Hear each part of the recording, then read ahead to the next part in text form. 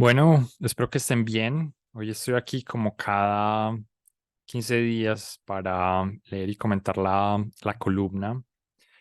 Esta semana, el título de la columna es Los economistas no saben cuánto valdrá el dólar mañana. Existe una experiencia que une a todos los economistas de Latinoamérica, desde el estudiante de primer semestre de la universidad más pequeña de la región hasta aquel sentado en la más alta posición de la academia o la política internacional. Esta experiencia consiste en ser abordado por algún extraño que, al saber que uno es economista, pregunta si el dólar va a subir o a bajar. Es algo irónico que esta sea la experiencia que nos identifica a los economistas, ya que aquella pregunta podría ser respondida tan o más precisamente por un ingeniero, un abogado, un payaso o cualquier persona que supiera el valor actual del dólar. En otras palabras, los economistas no tenemos la más mínima idea de si el dólar va a subir o a bajar. Lo único que podemos decir con precisión es que el dólar vale hoy lo que se espera que valga mañana, ya que su precio actual aglomera toda la información relevante y promedia todas las expectativas que se tienen en este instante sobre su valor futuro. La forma más sencilla de ver esto es pensar en el siguiente ejercicio. Si hoy el dólar, si hoy el dólar estuviera claramente subvalorado y los economistas pudieran decirle que mañana habría de estar más caro, todos aquellos que pudieran comprar dólares lo harían hoy mismo. Con esto, el precio del dólar subiría, dejando de estar subvalorado en este mismo momento. Por el contrario, si hoy el dólar estuviera claramente sobrevalorado y los economistas le dijeran que mañana debería bajar, habría un flujo masivo de venta de dólares, haciendo bajar su precio. Con esto, el dólar dejaría de estar sobrevalorado en este mismo instante. Esta es la representación de una idea conocida como la hipótesis de los mercados eficientes. Esta idea parte de la premisa de que en un contexto competitivo todos los agentes están buscando ganar. Por tanto, toda información útil para ganar es acogida e incorporada en las decisiones de aquellos.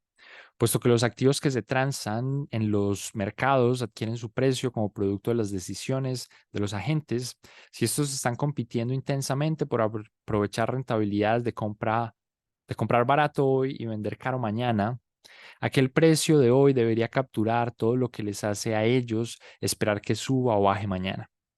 En este contexto, es imposible predecir acertadamente que el valor futuro de un activo será mayor o menor al presente si no se tiene información que el resto del mercado no tiene.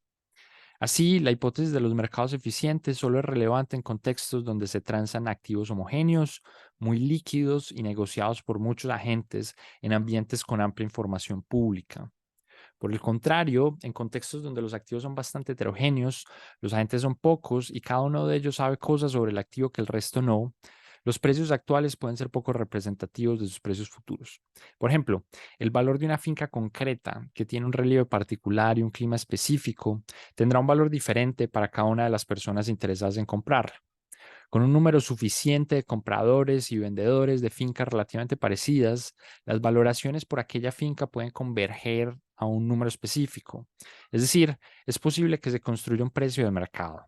Sin embargo, en este contexto, no sería extraño pensar que alguien puede conocer los atributos de aquella finca mejor que el resto y podrá inferir más precisamente si ese precio de mercado hoy está por debajo o por encima del que será mañana. Por ejemplo, quizá pocos como él saben que buena parte del terreno se inunda con lluvias fuertes, por lo que pocos pueden imaginar que el mercado pagará menos por la finca en la próxima temporada de lluvias. Muchos analistas del mercado cambiario le dirán a usted que ellos son como ese experto que conoce la finca mejor que nadie más, que solo ellos saben cómo reacciona el precio del dólar a eventos específicos. No obstante, el dólar en Latinoamérica es quizá el activo que más se aleja de los atributos de aquella finca particular. En los centros financieros de la región hay miles de personas que están comprando y vendiendo dólares en cada instante. Estos están tratando ferozmente de acceder a cada pieza de información existente para generar sus pronósticos y los incentivos que tienen para hacerlo bien son gigantes. Por tanto, toda oportunidad de arbitraje es agotada rápidamente. No es de extrañar entonces que el mejor predictor de los pronósticos del valor futuro del dólar sea el valor presente de este. Entonces, todo aquel que parezca convencido de saber si el dólar subirá o bajará es alguien que sabe muy poco de economía o que sabe lo suficiente, pero tiene algún tipo de razón para tratar de engañar a su interlocutor. Yo desconfiaría de ese tipo de personas. Ahora bien, ¿qué le recomendaría yo a usted si quiere comprar o vender dólares? Le recomendaría que fuera coherente con sus expectativas. Es decir, si usted siente que es más pesimista respecto al futuro del país que el resto de la gente, compre dólares. El valor de esto subirá si las cosas van peor de lo que el mercado espera hoy. Si, por el contrario, usted siente que el resto de la gente está siendo muy pesimista y usted siente que el país irá mejor de lo que se espera, venda sus dólares. Si su intuición es cierta, el dólar eventualmente bajará y usted habrá reducido su pérdida.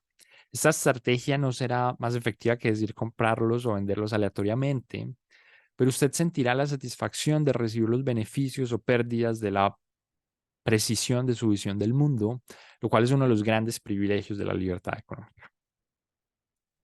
Es la columna de esta semana y creo que tengo como tres como cosas que decir sobre ella o tres cosas que me gustaría decir sobre ella. Creo que tengo muchas más de las que me gustaría hablar, pero no voy a entrar en todas ellas. Entonces, la primera tiene que ver con como elementos sobre la escritura de la columna, que como saben es algo que siempre quiero como explorar un poquito y de lo cual no estoy muy seguro si a alguien le sirva, pero yo estoy disfrutando como pensando como en la forma en la que estoy escribiendo las columnas y tiene que ver con como el reto de estructurar este argumento alrededor de por qué no existe una situación que mucha gente piensa que puede existir. Y digamos, es como una técnica argumentativa muy común en economía que consiste en describir por qué una situación no es un equilibrio, describiendo cómo si fuera un equilibrio la gente no sería consistente con su comportamiento. Y es el ejercicio que describo de, bueno, si todo el mundo pensara que, o fuera evidente que el dólar está barato, pues todo el mundo lo compraría y no estaría entonces barato, ¿no? Y seguro los filósofos tienen algún nombre para eso, qué sé yo.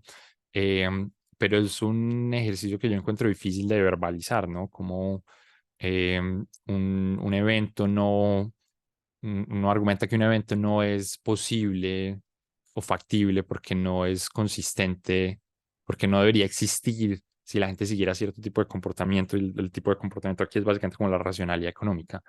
Em, y no estoy muy seguro si hice bien la tarea en la columna. De hecho, yo no estoy como completamente satisfecho con esta columna, pero pues como quedó escrita, digamos, en parte porque me tocó escribirla muy rápido, estaba enfermo y no me sentía muy cómodo trabajando al frente de una pantalla, en fin. Pero como creo que la reflexión que quería hacer al respecto es como escribir columnas de opinión no es simplemente hablar de qué piensa uno, sino es simplemente decir, bueno, yo pienso que esto es bueno o esto es malo, em, ni ni contar historias, ¿no? Ni contar eventos, que eso es posiblemente más cercano a lo que es la crónica periodística, etcétera. Digamos, todo eso uno puede escribir, digamos, el género es como súper flexible y muchas de mis columnas son contar historias, digamos, por ejemplo, pero hay un elemento argumentativo yo creo que esencial ahí, o al menos que a mí me gusta explorar, y, y en esa medida como desarrollar como ciertas habilidades como de retórica para argumentar cosas de distinto tipo, creo que es útil, ¿no? Y no es sencillo, digamos, aquí les estoy describiendo cómo yo estoy sufriendo un poquito con ese tipo como de argumento. Esa es como una primera cosa, quizá como más técnica que quería dejar de lado primero. Las otras dos cosas tienen que ver con el mundo de las inversiones y cómo pensar esta idea de la hipótesis de los mercados eficientes.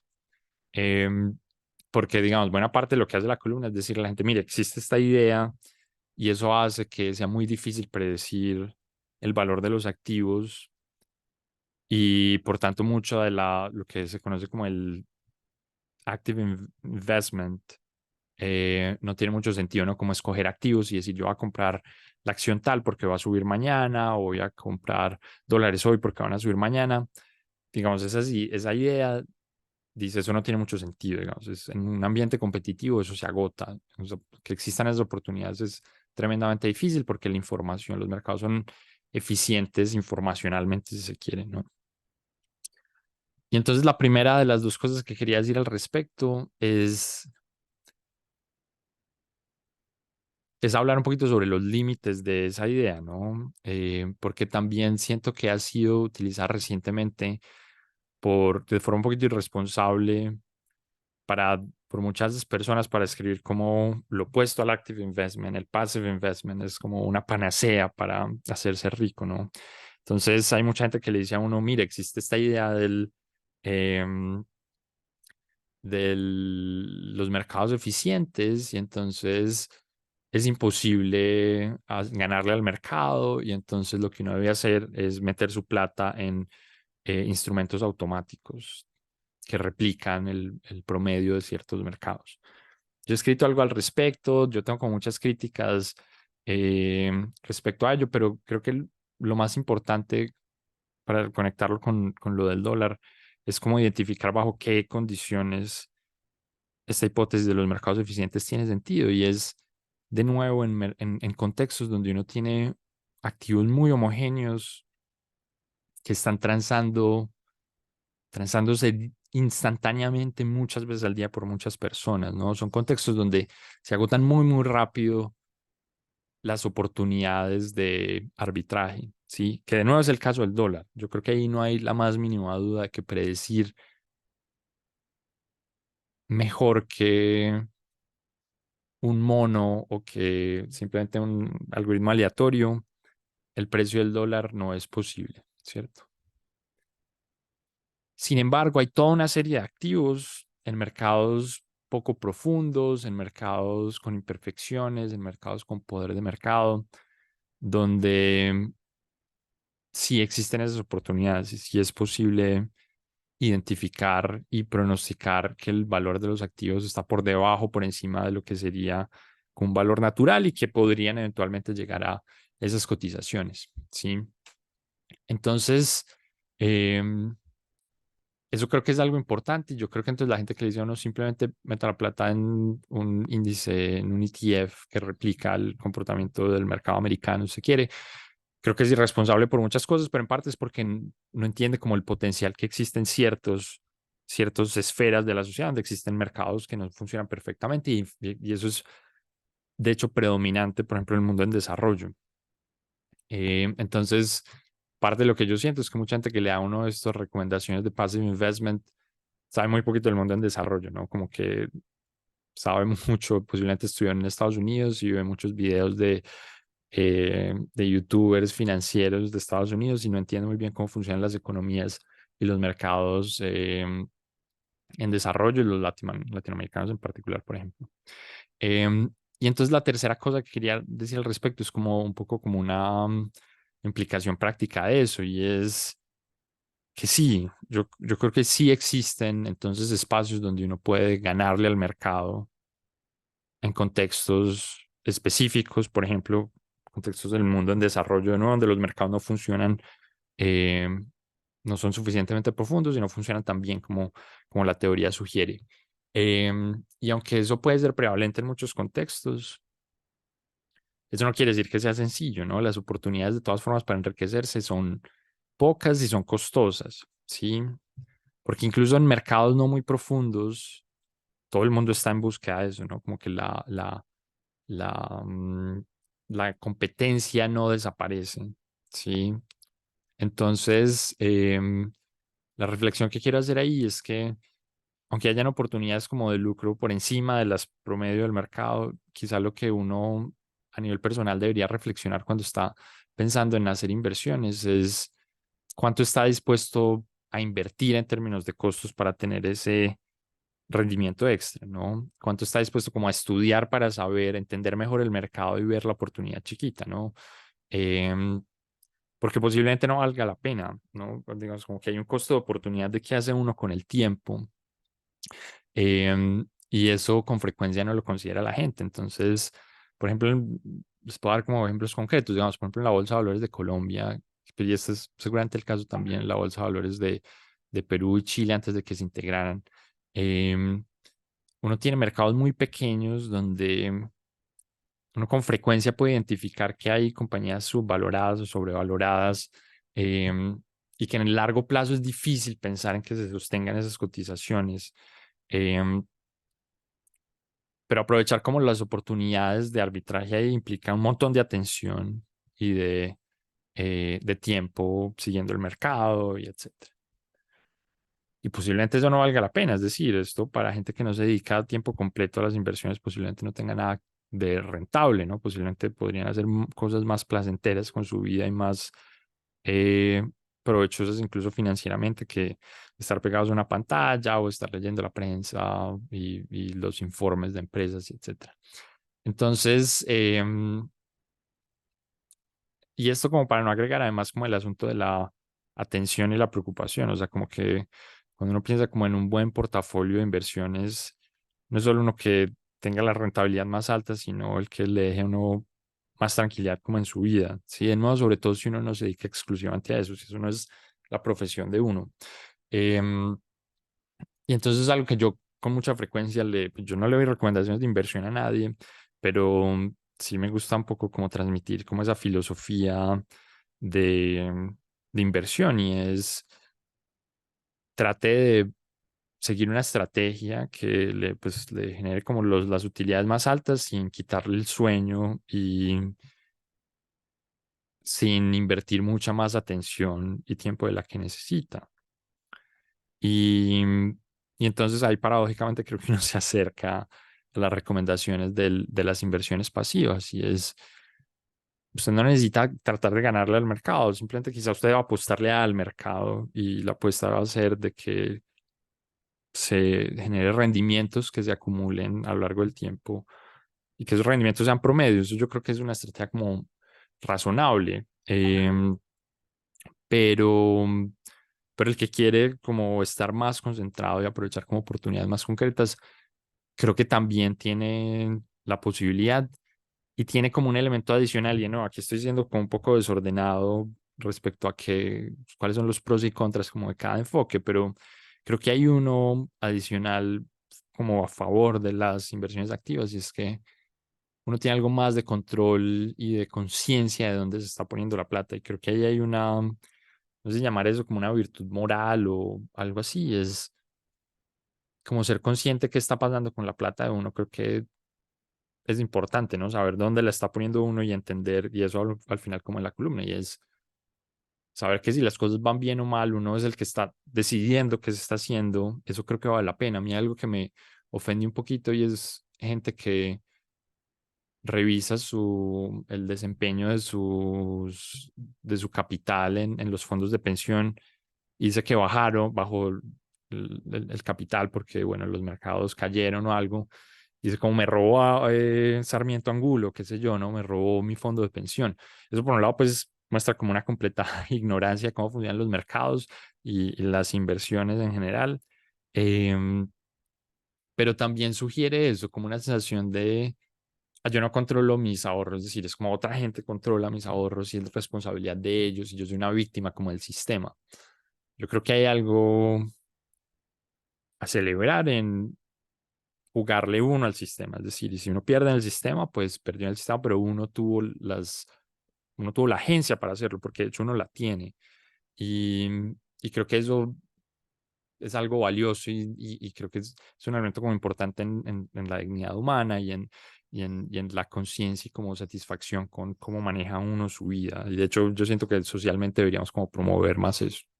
Entonces eran las tres cosas que quería decirles. Lo primero era como estos retos argumentativos que vienen con frecuencia con los esfuerzos por escribir columnas de prensa que no son como triviales. El segundo respecto a los límites de la hipótesis de los mercados eficientes, que siempre debe ser como un referente respecto a cómo la competencia en espacios donde hay mercados suele como minimizar las oportunidades de arbitraje, pero la conciencia de que existen espacios donde las oportunidades son posibles. Y el tercer elemento es cómo aprovechar esas oportunidades suele ser costoso y eso entonces debe considerarlo uno cuando decide qué tanto involucrarse en aprovechar esas oportunidades y qué otros méritos hay detrás de seguir ese tipo de enfoque de inversión que implicaba estar más activamente involucrado en el manejo del portafolio de uno. Eso es lo que quería decirles. Espero que disfruten y compartan la columna y este video. Suscríbanse. Estoy hablando ya como youtuber. Suscríbanse al canal si no se han suscrito, que este tipo de contenido lo genero cada 2 semanas y hay muchas más cosas interesantes en el canal. Y hablamos pronto.